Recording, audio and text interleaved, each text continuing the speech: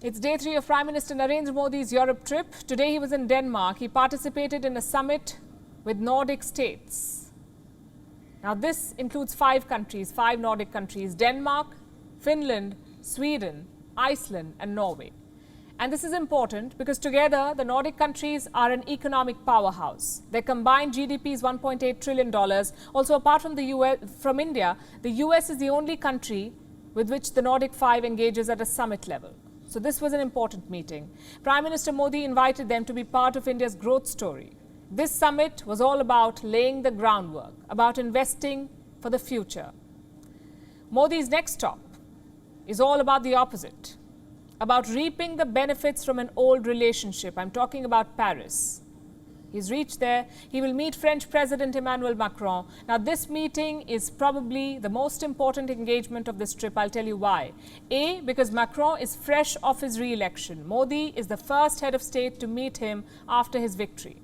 That symbolism counts for something. And Paris is pulling out all the stops. They have prepared a vegetarian spread for the Indian delegation. I'm sure that does not happen every day at the LSE Palace. B, the prospects of this relationship are massive. Trade, defense, security, climate change, on most global issues, India and France are on the same page. And now is the right time to build on that because both leaders have the political capital to do so. Prime Minister Modi has 2 years left in his term. Macron is locked in for another 5 years.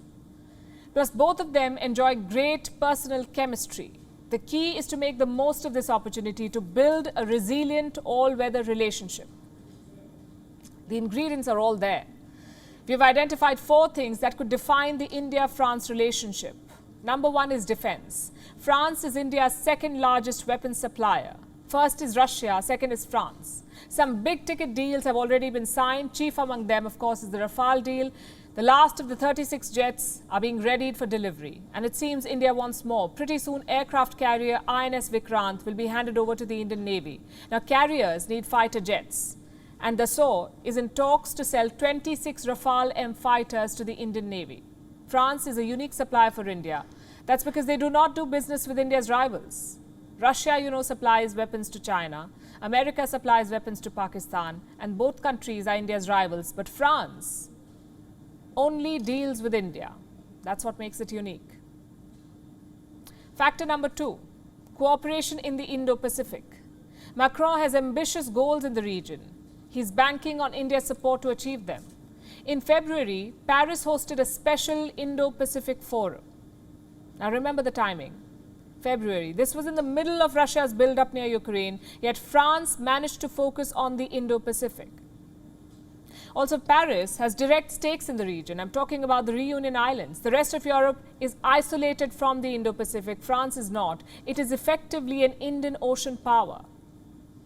Which brings us to factor number 3.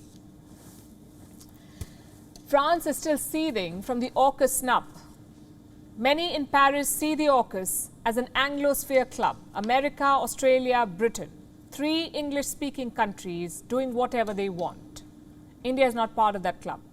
New Delhi has consistently called for a free and open Indo-Pacific, sort of like a multilateral domain, and that fits well with Macron's worldview, which is factor number 4. Emmanuel Macron does not see himself as just the leader of France. He wants to be the leader of Europe. He wants Europe to step out of America's shadows. And if that happens, France could be India's gateway to Europe because let's face it, Paris is perfectly placed to do that. Germany has the power, yes, but not the will. So uniting Europe will be Macron's job. Plus, he's a lot easier to deal with. Take Russia's war, for instance. Everybody has been lecturing India on what to do. America, Britain, Denmark, Germany, everyone is asking India to do something or the other. Guess who isn't? France. Now that may change today in the meeting, but so far France has been understanding of India's position. Now these are 4 areas of bilateral cooperation, things that France and India can agree on. Beyond these, there are some areas of unrealized potential. 2 things stand out: bilateral trade and China. France makes up only 1.4% of India's total trade. And the trajectory is not good. India's exports to France are down 23%. French exports to India are down 20%. you could blame the pandemic, but both countries must work to expand bilateral trade because countries that trade together stay together. The second issue is China. I know France has been focusing on the Indo-Pacific, but their language is problematic. Macron sees a competitor in China, not a barbaric state that could upend the world order. And this is where India can play an important role. Perhaps seek more French engagement in the Indo-Pacific or convince Paris about China's threat. Like I said, all the ingredients are there. No colonial baggage, great leader-to-leader chemistry, and agreement on most global issues. So today's joint statement will be one to watch out for. WION is now available in your country. Download the app now and get all the news on the move.